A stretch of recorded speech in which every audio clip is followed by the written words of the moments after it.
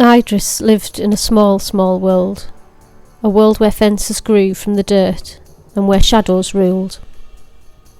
A world with no trees to give shade, no rivers to drink, or seas to swim.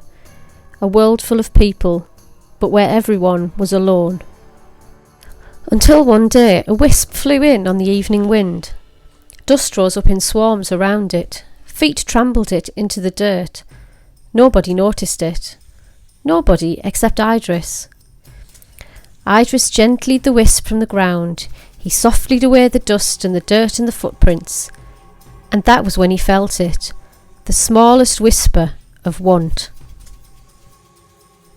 The wisp began to wriggle, flitting and fluttering. It bustled Iris past rows of tents, over the moonlit dirt, and along the fences' glare, until it stilled at the feet of a man, ancient and cracked. "Is this yours?" Idris asked. The man's eyes were long ago dulled, but he took the wisp in his hands. He held it to his ear. Slowly the spark of a smile lit his lips. "Once," he whispered. The wisp pulsed bright. The man lifted his voice, and music poured into the night. A swelling sea of rememberings twirled on the air and shimmered in the breeze. The people stopped. They smiled, and together they listened to the blazing, bright heartbeat of a song.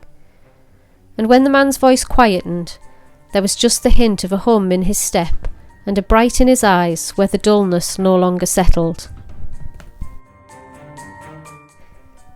When the next wisp flew in on the evening wind, Idris knew what to do.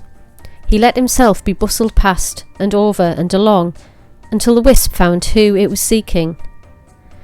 The woman looked at Idris, a sad etched deep into her face.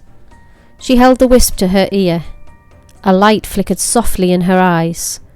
"Once," she whispered, and the wisp quivered with delight. The memories spun from the woman's fingers and rippled through the air.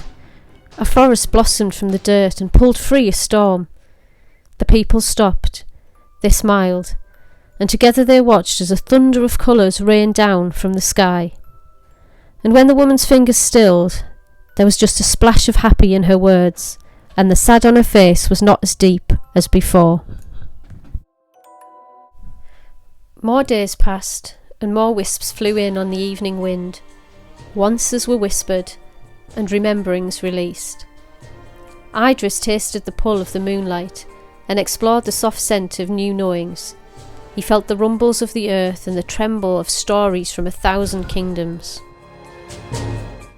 Then one evening, a wisp appeared that did not wriggle, or flutter, or flit.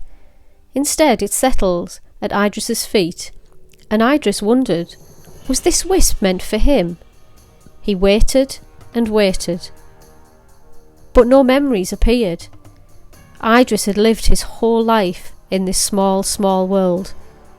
There was nothing else to remember. Then Idris held the wisp close, and slowly his ache was calmed, and a seed of understanding began to grow deep inside his heart.